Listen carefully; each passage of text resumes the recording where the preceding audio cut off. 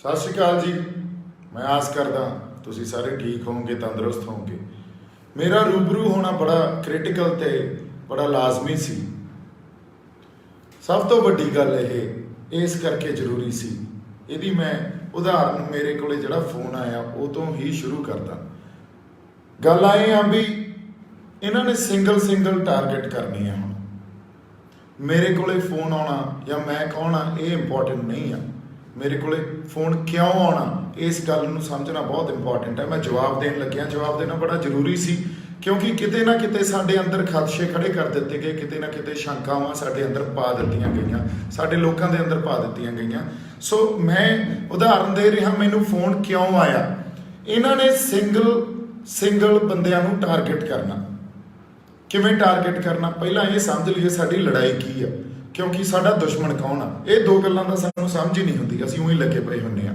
क्यों मैं अज ये गल कर रहा, जिथे असीं खड़ गए आके देखो अंदोलन शुरू करता, लामबंदी हो गई अंदोलन, या ये उभार या ये जिहड़ा जज्बा लोगों ने दिखाया रोज़ नहीं हुंदे। इहनूं इस टाइम साडे लई समझना, इस टाइम साडी दिशा की होनी चाहिए है, साडी सेहत की होनी चाहिए है, साडा परस्पैक्टिव की होना चाहिए। क्योंकि कल्ली लामबंदी ने कुछ नहीं करना। लामबंदी तो बड़ी बाकमाल हुई है, नौजवान सारे लामबंद हो गए। हुण उन्होंने की करना, या साडी लड़ाई जिहड़ी धिर नाल आ उहनूं समझना बड़ा जरूरी है। कल्ली आर्थिक लड़ाई नहीं है, कल्ली MSP का मुद्दा नहीं है। जे MSP का मुद्दा हुंदा तो उन्होंने इन्ने दबाव हेठ आके कोई ना कोई अज तक सानू साडे हाथ च राहत फड़ा देनी सी। कल्ली मुद्दा MSP का नहीं है या आर्थिक मुद्दा नहीं है। पंजाब ते इन्होंने गलबा पाउणा। किवें गलबा पाउणा, इन्होंने राजसी गलबा भी पाउणा, विचारधारक गलबा भी पाउणा ते इकनॉमिक आर्थिक गलबा भी पाउणा। हुण गल आए आ, जदों सरकार जिहड़ी धिर नाल असीं लड़ रहे हैं, उन्होंने आर्थिक मसला तो किसानी च कॉरपोरेट सैक्टर नूं वाड़ दो पाता। विचारधारक मसले है जिहड़े या विचारधारक गलबा वो किवें पाईदा हुंदा, वो पाईदा भी सिंगल बंदियां नूं टारगेट करो। मेरे कोले फोन आउणा ये थोड़ी सी भी मैनूं वो MSP प्लेट च परोस के दे देंगे, नहीं। मेरी गल उन्हां तक जांदी है, उन्हां तक पहुँचदी है। क्यों जांदी है? क्योंकि मैं उन्हां दी वर्किंग नूं, उन्हां दे सिस्टम नूं बहुत नेड़ेों देखिया होया। उदों तक उन्होंने ये लगता सी भी ये सनी देओल बाई का बंदा, पर मैं बहुत नेड़ेों देखिया होया ते मेरी कही गल दा उन्होंने बहुत ज़्यादा इनसिक्योरिटी आ। उन्होंने उन्होंने मन च जिहड़ी एक सुरक्षित फीलिंग आ ये क्रिएट कर जाती है भी ये साडे सिस्टम नूं अंदरों जानदा ते ये साडे जिहड़ी साडे अंदर घात ला सकदा। क्यों? क्योंकि गल बहुत जरूरी है ये समझनी। जिहड़ा कोई भी बंदा, चाहे मैं होवां चाहे कोई भी होवे, संघर्ष नाल जुड़िया, सानू बहुत बोल्ड रहना पऊगा। सीधियां गल्लां सानू संगत नाल करनियां पैणीਆਂ, लोकां नाल करनियां पैणीਆਂ, सीधियां जमां हैं। तो मेरी सीधी गल यह आ भी ਜਿਹੜਾ कोई बंदा क्राउड नूं अज दी डेट च मोबलाइज कर सकदा, ਜਿਹੜਾ कोई बंदा यूथ नूं मोबलाइज कर सकदा, उस बंदे नूं टारगेट किया जाऊगा, उस बंदे नूं विचारधारक हमले किए जाणगे। मैनूं ਜਿਹੜਾ फोन आया मेरे नाल गल की होनी सी भी आ जाओ बैठ के गल करते हैं। मैं हुण मैनू कला बंदा पंजाब च रोक के कहता वेखी बाई किते गदारी ना कर जी, वेखी किते गदारी ना कर जी, मुड़ के असीं विश्वास नहीं करना किसी ते।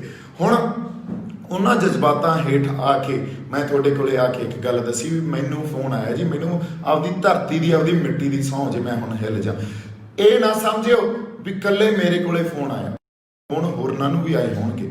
और गल ये नहीं आ जिहड़ा मेरा फोन गवाचिया, ਉਹਦਾ फोन गवाचिया मित्रों, नवा फोन सी, नवा सिम सी, पर जिहड़ा मेरा इन्हां कोले नंबर आ वो भी मेरे कोले आ ते फोन भी मेरे कोले आ। यही फोन वजदा, यही ये वजाउंदे आ। इन्हां ने विचारधारक साडे ते हमले करने आ, इन्हां ने आर्थिक हमले करने आ, इन्हां ने राजसी हमले करने आ। जदों कोई संघर्ष लड़ना सानू बहुत जरूरी आ ये समझना भी कल्ली लामबंदी नाल कुछ नहीं बनदा। इदू बाद जिथे हुण खड़े आ गां सेहत लड़ना किवें आ, किहड़े मोर्चों ते लड़ना।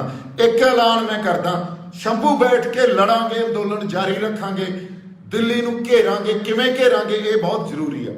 सानू होर स्टेटां नूं, होर सूबिआं नूं लामबंद करके दिल्ली नूं घेरना पऊगा। अदरवाइज जे असीं कहीए भी चल पईए दिल्ली नूं, या ਸਾਡੇ ਬੰਦਿਆਂ ਨੂੰ ਵੀ ਨਾਲ ਨਾ ਲੈ ਕੇ, ਇਹ ਗੱਲ ਨਹੀਂ ਬਣਨੀ। ਇੱਕ ਗੱਲ ਸਮਝਣੀ ਬੜੀ ਜ਼ਰੂਰੀ ਆ ਸਾਡੇ ਲਈ, ਜਿਹੜੀ ਧਿਰ ਨਾਲ ਲੜ ਰਹੇ ਆ ਉਹ ਸਾਡੇ ਤੇ ਆਪਦਾ ਵਿਚਾਰਧਾਰਕ ਸਾਡੇ ਫਲਸਫੇ ਨੂੰ, ਜੇ ਮੈਂ ਕਹਿੰਦਾ ਹੋਂਦ ਦੀ ਲੜਾਈ ਆ ਤਾਂ ਹੋਂਦ ਖਤਮ ਕਿਵੇਂ ਕਰੀਦੀ ਆ? ਇਹਨਾਂ ਦੇ ਫਲਸਫੇ ਨੂੰ ਮਾਰੋ, ਇਹਨਾਂ ਦੀ ਬੋਲੀ ਨੂੰ ਮਾਰੋ, ਇਹਨਾਂ ਦੇ ਇਤਿਹਾਸ ਨੂੰ ਮਾਰੋ, ਇਹਨਾਂ ਦੀ ਆਰਥਿਕ ਤੌਰ ਤੇ ਇਹਨਾਂ ਨੂੰ ਇੰਨਾ ਕਮਜ਼ੋਰ ਕਰ ਦਿਓ ਵੀ ਇਹ ਉੱਠਣ ਜੋਗੇ ਨਾ ਰਹਿਣ। ਹੁਣ ਅਸੀਂ ਆਪਸ 'ਚ ਸ਼ੰਕੇ ਨਹੀਂ ਪੈਦਾ ਕਰਨੇ ਵੀ ਕਿਹਨੂੰ ਫੋਨ ਆਉਂਦਾ ਕੀ ਆਉਂਦਾ। ਸੰਗਤ ਸਾਹਮਣੇ ਆ ਕੇ, ਲੋਕਾਂ ਸਾਹਮਣੇ ਆ ਕੇ ਸਹੀ ਤੇ ਸਪਸ਼ਟ ਗੱਲਾਂ ਰੱਖੋ। ਆਪਸ 'ਚ ਸਪਸ਼ਟਤਾ ਸਾਨੂੰ ਰੱਖਣੀ ਬਹੁਤ ਜ਼ਰੂਰੀ ਆ।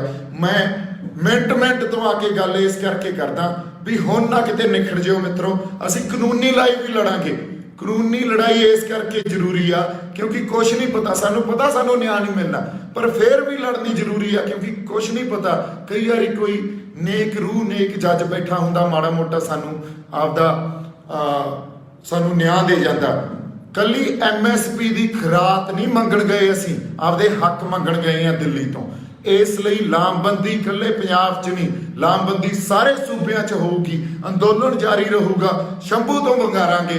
ਸੋ ਮੈਂ ਜਿਹੜੀ ਗੱਲ ਤੁਹਾਨੂੰ ਕਹਿ ਰਿਹਾ, ਇਹ ਗੱਲ ਇਸ ਕਰਕੇ ਮੈਂ ਕਰ ਰਿਹਾ, ਇਸ ਟਾਈਮ ਸਾਨੂੰ ਬੜਾ ਸੋਚ ਸਮਝ ਕੇ ਤੇ ਬੜੇ ਧਿਆਨ ਨਾਲ ਚੱਲਣ ਦੀ ਜ਼ਰੂਰਤ ਤਾਂ ਹੈ ਹੀ ਹੈ। ਨਾਲ ਸਾਡੀ ਜਿਹੜੀ ਇੱਕ ਐਗਰੈਸ਼ਨ ਆ, ਇੱਕ ਕੰਟਰੋਲਡ ਐਗਰੈਸ਼ਨ ਸਾਡੇ 'ਚ ਹੋਣਾ ਚਾਹੀਦਾ।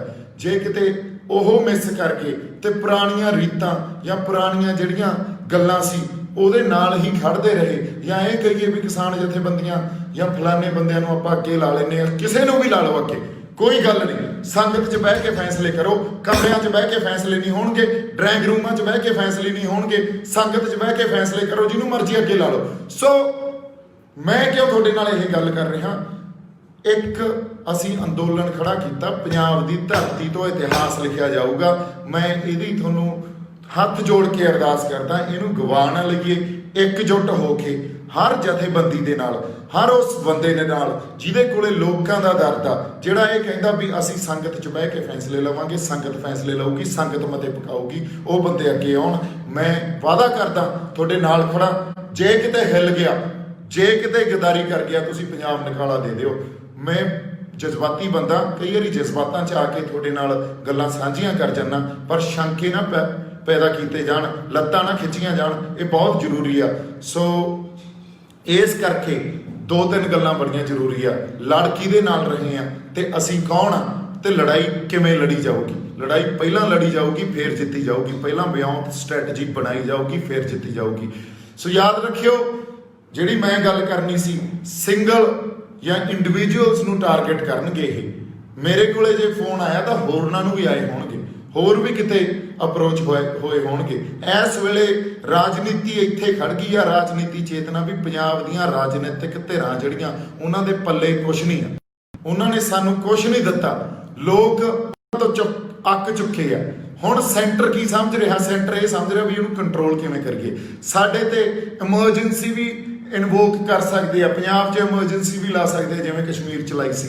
ਸੋ ਪੋਲੀਟੀਕਲੀ ਵੀ ਸਾਨੂੰ ਅਵੇਅਰ ਰਹਿਣਾ ਪਊਗਾ, ਉਹਨਾਂ ਸਾਰੀਆਂ ਚੀਜ਼ਾਂ ਨੂੰ, ਉਹਨਾਂ ਸਾਰੀਆਂ ਆਊਟਕਮਸ ਨੂੰ ਸੋਚਣਾ ਪਊਗਾ ਵੀ ਕੀ ਕੀ ਕੀਤਾ ਜਾ ਸਕਦਾ। ਅਸੀਂ ਲਾਮਬੰਦ ਕਿਵੇਂ ਕਰਨਾ, ਅੰਦੋਲਨ ਨੂੰ ਗਾਂਹ, ਇਸ ਸੰਘਰਸ਼ ਨੂੰ, ਇਸ ਜੰਗ ਨੂੰ ਗਾਂਹ ਕਿਵੇਂ ਵਧਾਉਣਾ, ਕਿਉਂਕਿ ਇਹ ਜਿਹੜੀ ਸੰਘਰਸ਼ ਦੀ ਆਊਟਕਮ ਹੋਊਗੀ, ਜੇ ਕਿਤੇ ਹਿੱਲ ਗਏ ਮਿੱਤਰੋ ਤਾਂ ਐਡੀ ਜ਼ਿਆਦਾ ਹਉਮੈ ਵੱਧ ਜੂਗੀ ਸਾਡੀ ਹੁਕਮਰਾਨ ਧਿਰ ਦੀ, ਮੁੜ ਕੇ ਉਹਨਾਂ ਨੇ ਲੋਟ ਨਹੀਂ ਆਉਣਾ। ਤੇ ਜੇ ਅਸੀਂ ਕੁਝ ਲੈ ਡਿੱਗੇ ਖਿੱਤੇ ਦੀ, ਜਿਹੜੀ ਇੱਕ ਇਸ ਖਿੱਤੇ ਦੀ, ਇਸ ਖੇਤਰ ਦੀ, ਇਸ ਦੇਸ਼ ਦੀ ਜਿਹੜੀ ਜੀਓਪੋਲਿਟਿਕਸ ਆ, ਉਹਦੇ ਤੇ ਇਫੈਕਟ ਪਊਗਾ। ਸੋ ਬਹੁਤ ਵੱਡੀ ਸਾਡੇ ਤੇ ਜ਼ਿੰਮੇਵਾਰੀ ਆ, ਬਹੁਤ ਵੱਡਾ ਸੰਘਰਸ਼ ਆ। ਇਹਨੂੰ ਸਮਝ ਕੇ ਤੇ ਲਾਮਬੰਦ ਹੋ ਕੇ ਤੇ ਏਕਾ ਤੇ ਬਿਨਾਂ ਕਿਸੇ ਤੋਂ ਸ਼ੱਕਾਂ ਦੇ ਘੇਰਿਆਂ 'ਚ ਆਏ ਹੋਏ, ਮੈਂ ਤਾਂ ਸਹੀ ਦੱਸੀ ਜਾਂਦਾ ਤੁਹਾਨੂੰ। ਲੈ ਮੈਂ ਤੁਹਾਨੂੰ ਦੱਸਦਾ ਵੀ ਮੈਨੂੰ ਰੋਕ ਕੇ ਕੱਲਾ ਬੰਦਾ ਇਹ ਕਹਿੰਦਾ ਕਿਤੇ ਹੁਣ ਨਾ ਹਿੱਲ ਜੀ, ਹੁਣ ਨਾ ਹਿੱਲ ਜੀ, ਮੁੜ ਕੇ ਨਹੀਂ ਅਸੀਂ ਵਿਸ਼ਵਾਸ ਕਰਨਾ, ਮੁੜ ਕੇ ਨਹੀਂ ਅਸੀਂ ਵਿਸ਼ਵਾਸ ਕਰਨਾ। ਸੋ ਬਾਈ ਜੀ, ਕਿੱਡੀ ਵੱਡੀ ਤੁਸੀਂ ਜ਼ਿੰਮੇਵਾਰੀ ਸੌਂਪੀ ਜਾਂਦੇ ਹੋ। ਗੱਲ ਇਹ ਨਹੀਂ ਆ ਵੀ ਮੇਰੇ ਤੇ ਜ਼ਿੰਮੇਵਾਰੀ ਆ, ਮੈਂ ਵੀ ਜਜ਼ਬਾਤੀ ਆ। ਮੈਨੂੰ ਐਂ ਲੱਗਦਾ ਯਾਰ ਲੈ ਵੀ ਮਿੱਤਰਾ, ਮੈਨੂੰ ਜੇ ਕਿਸੇ ਨੇ ਅਪਰੋਚ ਕੀਤਾ, ਆ ਪਈ ਆ ਗੱਲ ਲੋਕਾਂ ਦੇ ਸਾਹਮਣੇ। ਸੋ ਇਹਨਾਂ ਗੱਲਾਂ 'ਚ ਕੁਛ ਨਹੀਂ ਰੱਖਿਆ ਵੀ ਅਸੀਂ ਇੱਕ ਦੂਜੇ ਦੀਆਂ ਲੱਤਾਂ ਖਿੱਚੀ ਜਾਈਏ। ਸਾਨੂੰ ਇਸ ਟਾਈਮ ਮੇਰੇ ਨਾਲ ਖੜ ਜਾਓ, ਤੁਹਾਡੇ ਮੂਹਰੇ ਰਹੂੰਗਾ। ਮੈਂ ਕਿਹੜਾ ਇਲੈਕਸ਼ਨ ਲੜਨੀ ਆ, ਜਿਹੜੀ ਮਰਜ਼ੀ ਡਾਂਗ ਆ ਜੇ, ਜਿਹੜੀ ਮਰਜ਼ੀ ਗੋਲੀ ਆ ਜੇ, ਮੂਹਰੇ ਰਹਾਂਗੇ। ਸਾਡੇ ਸਾਰੇ ਜਿਹੜੇ ਬੰਦੇ ਆ ਐਨ ਜਮਾਂ ਜਿਵੇਂ ਕਹਿੰਦੇ ਹੁੰਦੇ ਆ ਯਾਰੀ ਜੱਟ ਦੀ ਤੂਤ ਦਾ ਮੋਸ਼ਾ, ਉਹ ਜਮਾਂ ਤੂਤ ਦੇ ਮੋਸ਼ੇ ਵਰਗੀਆਂ ਜਾ ਰਹੀਆਂ ਪੰਜਾਬ ਨਾਲ ਸਾਰਿਆਂ ਦੀਆਂ। ਸੋ ਇਸ ਕਰਕੇ ਮੇਰਾ ਇੱਕ ਵਾਰੀ ਫੇਰ ਤੁਹਾਨੂੰ ਅਰਦਾਸ ਆ ਤੇ ਸਾਰਿਆਂ ਨੇ ਇਕੱਠੇ ਰਹਿਣਾ, ਲੱਤਾਂ ਨਹੀਂ ਖਿੱਚਣੀਆਂ।